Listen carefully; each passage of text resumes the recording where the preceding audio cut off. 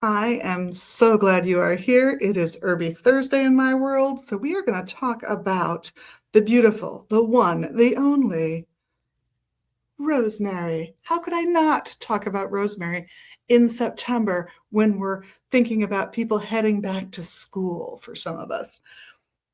Because that's what this has been known for thousands of years. A traditional ancient Greek study aid is supposed to be grabbing a fresh sprig of rosemary and tucking it behind your ear. What does that do? It slowly uses your body heat to release the essential oils that are trapped in fresh rosemary. So you inhale them, which studies show supports concentration, handling anxiety better, dealing with depression better. Not going to say it's a cure-all for major clinical depression, not at all, but does it give you a little edge? Yeah. If you're just having a hard time coping, but you're not in a clinical state of depression, you're just feeling down, can rosemary help? Yeah, it actually can. Part of that's the nutrition it contains, including the B6. Part of it is some of the other chemistry it's got in it that they think really does help protect the brain. Scientists was who I mean with they.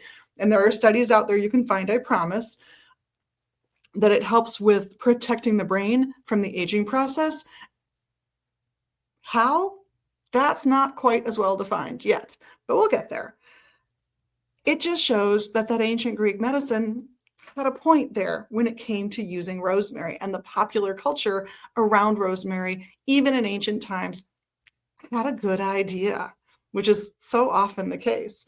Now, magically, we've got it down for air of the sun because it's kind of a fiery little looking plant, but it helps with thought processes, hence the air association.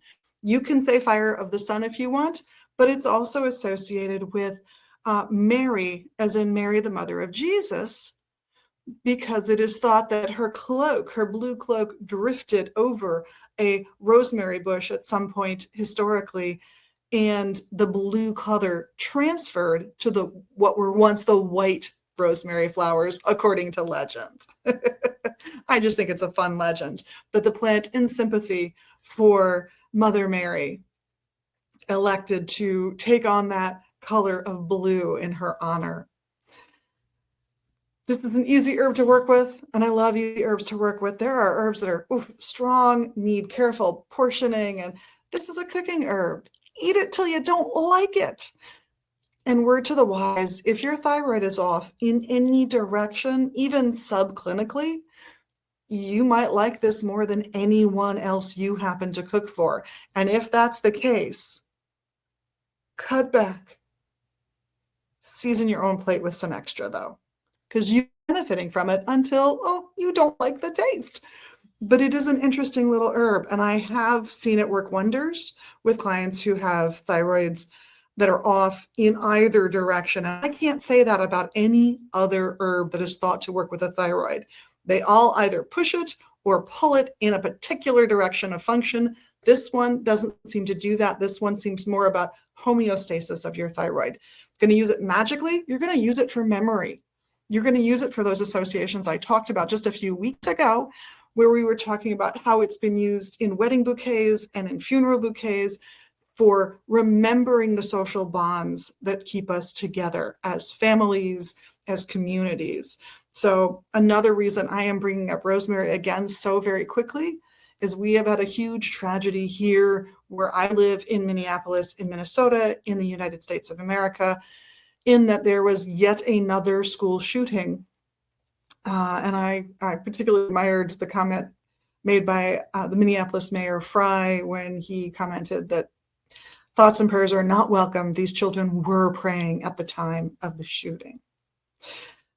This is a great commemorative memorial herb saying that we will not forget those 2 children that were assassinated and all of the other people who were harmed physically, mentally, emotionally, spiritually by the actions of a lone shooter. Enough soapboxing. Rosemary is beautiful. It's a fantastic herb and so apropos in this moment. With that, on behalf of myself, Liz, and the rest of the staff here at Magus Books and Herbs in Minneapolis, and at magusbooks.com. We thank you for being your magical selves and, of course, doing the little things you can do to help us with our magical algorithms, the liking, subscribing, sharing, commenting, etc. Blessed be. Have a wonderful week, and we'll see you soon.